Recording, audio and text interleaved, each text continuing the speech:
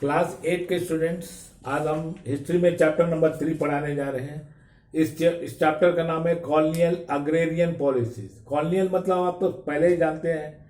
Colonial rule मतलब क्या होता है? इंग्लैंड जो भारत को एक कॉलोनी बनाकर भारत के है ना राजनीतिक सत्ता के ऊपर आधिपत्य जमा लिया था और भारत के ऊपर शासन करता था। और वो उनके शासन के समय में उन्होंने क्या क्या नियम क्या क्या पॉलिसीज बनाए और जिससे हमारे भारत और भारत के वासी किस बुरी तरह से प्रभावित हुए और किस तरह भारत का है ना वो शोषण किया और भारतवासियों का शोषण किया, भारत के अर्थव्यवस्था को खत्म कर दिया, भारत को किस तरह गरीबी बनाया, उसके बारे में उनके जो अंग्रेजों के जो शासक हमारे भारत में है ना शासन करके इन्होंने भारत को किस तरह कमजोरी बनाया, क्या क्या इन्होंने नियम बनाया जिसके तहत है ना भारत कमजोर हुआ, उसके बारे में हम पढ़ने जा रहे हैं। आज सुनेंगे। You have read in the previous chapter that land revenue was the most important source of income for the colonial government. आप है ना इस पाठ के पहले आप पढ़ चुके थे। जो कॉलोनियल गवर्नमेंट, जो ब्रिटिश गवर्नमेंट हमारे देश में है ना जो शासन चलाता था, उनका मुख्य राजस्व मतलब उनका मुख्य पैसा का स्रोत क्या था? लैंड रेवेन्यू था। लैंड रेवेन्यू मतलब जो जमीन के ऊपर जो किसानों से वो जो मालगुजारी जो लैंड रेवेन्यू वसूलते थे, वही है ना लैंड रेवेन्यू है ना अंग्रेज सरकार के लिए मुख्य क्या था? रेवेन्यू का सोर्स था। रेवेन्यू मतलब राजस्व का सोर्स था। It was necessary to establish a system of estimating and collecting the land revenue from the peasant. तो बाद में इन लोग को एक अनिवार्य हो गया, एक प्रणाली के तहत पहले है ना कितना जमीन है उसको असेस करना और उसके बाद है ना उस जमीन से कितना है ना उपज होता है, उस उपज के ऊपर है ना उसको भी एस्टिमेट करना। ये दोनों के एस्टिमेट करके है ना उस जमीन के ऊपर कितना है ना लैंड रेवेन्यू के रूप में है ना वसूल किया जाना, ये लोग एक तरीका से ये लोग है ना इसके ऊपर प्लान बनाया। यही प्लान है ना इन लोग है ना एक पॉलिसी के तहत है ना आगे चलकर इंप्लीमेंट किया। Various land revenue systems came to be established in different parts of Indian subcontinent. Bharat में हर जगह उन्होंने जो पॉलिसी बनाया लैंड रेवेन्यू वसूलने के लिए, वो पॉलिसी हर जगह एक समान का नहीं था। उन्होंने जगह जगह पर है ना विभिन्न प्रांतों में विभिन्न तरह का है ना ये लैंड रेवेन्यू वसूल करने का इन्होंने पॉलिसीज बनाया। We will discuss this and their impact on this chapter. और इन्होंने सारे भारत के लिए एक नियम ने बनाकर विभिन्न प्रांतों के लिए विभिन्न तरह का नियम बनाकर है ना और उन्होंने लैंड रेवेन्यू वसूल किया। इसका बहुत बुरा असर है ना हमारे भारत के किसानों के ऊपर, हमारा भारत के कृषि के ऊपर, भारत के खेती बाड़ी के ऊपर बहुत बुरा प्रभाव पड़ा। और इसी को हम आगे है इस पार्ट में जानने जा रहे हैं। We will also see how commercial crop opium and indigo help the British maintain a profitable balance of trade. और दूसरी बात क्या कि उस समय में हमारे किसान है ना अनाज उपज करते थे, लेकिन अंग्रेज सरकार ने एक बहुत कड़ाई के साथ अपने फायदे के लिए, अधिक से अधिक मुनाफा कमाने के लिए, अधिक फायदा उठाने के लिए इन्होंने हमारे भारत के किसानों को जोर जबरदस्ती से ये लोग मजबूर किया क्या कि ओपियम और इंडिगो दोनों को उपजाने के लिए। इंडिगो से क्या होता था? इंडिगो मतलब नील होता है। वो उस नील से क्या होता है कि अंग्रेज अपने जो इंग्लैंड में है ना बहुत से कपड़े के कारखाने खोले हुए थे, कपड़े तैयार करते थे जिसमें कि है ना कपड़ों में रंग देने के लिए इंडिगो का उपयोग किया जाता था।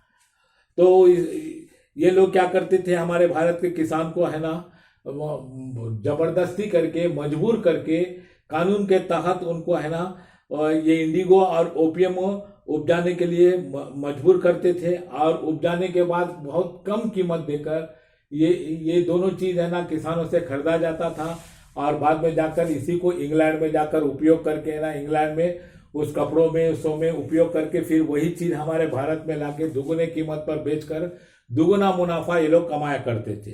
Changes in the rural setup, उसी समय में ना मतलब ग्रामीण जो पहले का जो तौर तरीका बना हुआ था उसमें अंग्रेज सरकार ने भारी मात्रा में बदलाव लाया। During the ancient and medieval period farmer who cultivated a piece of land held it for a very long period.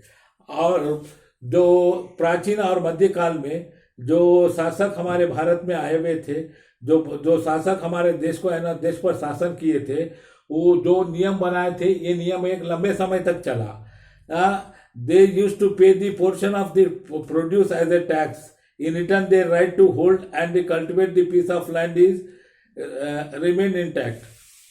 और प्राचीन काल में और मध्यकाल में एक नियम क्या था बना हुआ कि जो भी किसान अपने खेत से जो भी उपजाता था, उसका एक भाग, जैसे कि उदाहरण के लिए बोलता हूं कि जैसे कि वो लोग जो उपजा है उसका है ना 5% उपजा है ना कर के रूप में, लैंड रेवेन्यू के रूप में शासक को दिया जाता था। और उसके एवज में है ना शासक है ना उसे वो आजादी से खेत जोतने के लिए और बोने के लिए उनको जमीन दे दिया जाता था। लेकिन इस नियम को है ना ये अंग्रेज आकर बुरी तरह से बदल दिया, अपने फायदे के लिए अंग्रेज बदल दिया। Thus village become self-sufficient and could produce enough food crops to fulfill needs of the people। लेकिन अंग्रेज आने के पहले हमारे किसान बहुत संपन्न थे, वो लोग को पूरी आज़ादी मिली हुई थी। वो लोग है ना भोजन के सामग्री यानी अनाज है ना बड़े पैमाने पर वो लोग अनाज उपजाया करते थे, और ग्रामीण इलाकों में कोई भूखामरी नहीं थी, इतना अनाज उपस्थित था जो कि लोग है ना अपने निजी आवश्यकताओं के, अपना भोजन से बचकर जो निजी आवश्यकताओं के लिए जो अनाज बच जाता था उसे बेचकर है ना दूसरे काम में है ना उस पैसे को खर्च किया करते थे। लेकिन ये अंग्रेज आकर क्या किया समझ गए ना, इस नियम को है ना अपने फायदा के लिए इस नियम को बदल दिया। Sher Shah Suri started the system of measuring the land and giving a patta return record to its owner. और शेरशाह सूरी जब शासक बने, उन्होंने हर जमीन को नपवा के क्या किया, उस जमीन के कागजात तैयार करके पट्टा के रूप में हर किसान को है ना मालिकाना हक देते हुए वो पट्टा में दर्शाया गया कि इतना जमीन का ये किसान इसका मालिक होगा बोलकर। इससे क्या हुआ, अच्छा एक बंदोबस्ती भी हुआ था और किसान में एक उत्साह भी जगा था कि हम इस जमीन का मालिक है। In this system revenue was paid by the farmer depending on the fertility of land. और शेरशाह सूरी के समय में क्या था, कौन सा जमीन ज्यादा उपजाऊ है उस जमीन पर कुछ जो लैंड रेवेन्यू का रेट होता था कुछ ज्यादा होता था, जो जमीन ज्यादा उपजाऊ नहीं है उस जमीन पर क्या होता था, कम होता था। Revenue collection was reduce sometimes when the situation was too critical the affected farmers were exempted from the payment of tax.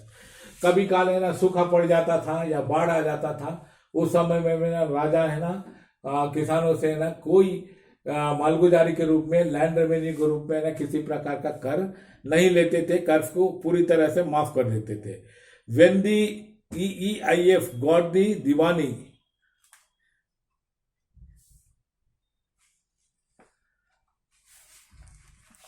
जब बाद में है ना diwani of Bengal authorising to collect the revenue and be charging a civil administration thought of maximising revenue collection for higher profits.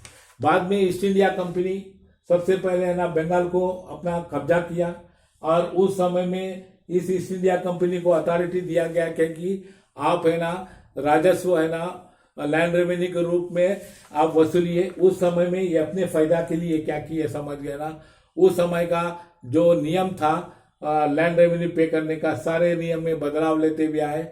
बदलाव लेकर ये क्या किए, ऊंचे दर में क्या किए, लैंड रेवेन्यू को वसूलना शुरू किया। क्योंकि है ना ऊंचे दर में वसूलने से ज्यादा राजस्व आएगा, ज्यादा पैसा आएगा, ज्यादा मुनाफा होगा। इसी के वास्ते ये ईस्ट इंडिया कंपनी ने जो पहले अंग्रेज आने के पहले जो ढांचा बना हुआ था, सारे ढांचा को तोड़ मोड़ के अपने फायदा के लिए वो लोग है ना नए ढंग का है ना नियम बनाए। It introduces agrarian policy which included the following aspects. और उन्होंने कुछ अग्रियन पॉलिसीज का इंट्रोड्यूस किया। वो अग्रियन पॉलिसीज क्या है ये नीचे दिया गया है। It impose collection of revenue in cash, और सब किसान को है ना बाधित किया गया कि आप जो भी कर जमा करेंगे वो पैसा के रूप में जमा करेंगे। It force thirds of village to cultivate cash crops, और है ना सारे किसान को मजबूर किया गया कि तुम है ना कैश क्रॉप्स ही कल्टीवेट करो, ताकि है ना कैश क्रॉप्स को आराम से बेच के है ना पैसा लिया जा सके। The company created two types of 2 types of post, deputy diwan, one for Bengal and other for Bihar. और कंपनी ने 2 पदाधिकारी को नियुक्त किया, उसका नाम था दो पदाधिकारी को दीवान के रूप में, एक पदाधिकारी बंगाल का इंचार्ज बना दिया गया था, एक पदाधिकारी को है ना बिहार का इंचार्ज बना दिया गया था। For greater profit the land revenue collection was now formed and the out annually to the higher bidder. और दूसरा बात क्या कि वहां पर बिडर भी हुआ जाता है। बिडर किसको बोला जाता है? जो एक्शन किया जाता है, मतलब ये लैंड रेवेन्यू कलेक्ट करने के लिए क्या किया जाता था? एक्शन बुलाया जाता था। उस एक्शन में अधिक से अधिक जो बोलता था उसको इंचार्ज बना दिया जाता था दीवान के अंडर में। वो है ना मनचाहे ढंग से क्या करता था कि ऊंचे से ऊंचे दर में है ना किसान से क्या करता था, लैंड रेवेन्यू वसूल करके और बहुत सा पैसा अपने पास रख लेता था और ज्यादा से ज्यादा पैसा है ना अंग्रेज सरकार को है ना उस समय में, जिस समय में एक्शन होता था, उस समय में जो एक्शन में बिडिंग होता था वो बिडिंग के अनुसार है ना अंग्रेज सरकार को दिया जाता था। इससे किसको फायदा होता था? अंग्रेज सरकार को मैक्सिमम फायदा होता था। नियरली 75 to 80% है ना अंग्रेज सरकार मुनाफा उठाते थे और 20% बिडर को मिल जाता था। और अधिक से अधिक बर्बादी किसकी हुई? भारत की कृषि व्यवस्था को ही, भारत के किसान को हुआ। भारत के किसान है ना गरीब से गरीब, बदतर से बदतर उनकी दशा होते हुए चले गई और भारत के कृषि एकदम पूरी तरह से चरमरा गई। और जिससे क्या हो गया, भारत में भूखमरी का भी स्थिति उत्पन्न हो गया। देखो the ill effects of the system soon become visible this way. और इस नियम का जो बुरा प्रभाव हमारे जो कृषि के ऊपर, हमारे गांवों में, हमारे किसान के ऊपर पड़ा, उसके बारे में सुने। The village which now politically produce cash crops had to be depend on the villages for food supplies. आज गांव में है ना जो भोजन की सामग्री को उपजाया जाता था, उसके बदले में आज कैश क्रॉप्स को उपजाने के लिए अंग्रेज सरकार ने मजबूर किया, जिसके कारण गांव में क्या हो गई, भोजन की सामग्री जो अनाज की है ना बहुत किल्लत हो गई और किसानों में क्या हो गया, बहुत भूखमरी होना शुरू हो गया। As the tax collector was only interested in collecting the more revenue, he paid no attention improvising quality of land. और उस समय में जो अंग्रेज सरकार का एक मंशा क्या था कि अधिक से अधिक है ना लैंड रेवेन्यू को वसूला जाए, चाहे जोर जबरदस्ती हो, चाहे जिस तरह हो उस तरह वसूला जाए। और है ना वो ना किसी किसान की दशा के ऊपर परवाह किया, ना क्या कोई जमीन का कोई फर्टिलिटी के ऊपर परवाह किया हो, और किसी को इम्प्रूव करने का कोई कोशिश नहीं किया, ना कोई किसान को कोई राहत देने का भी कोई कोशिश किया। हो गया।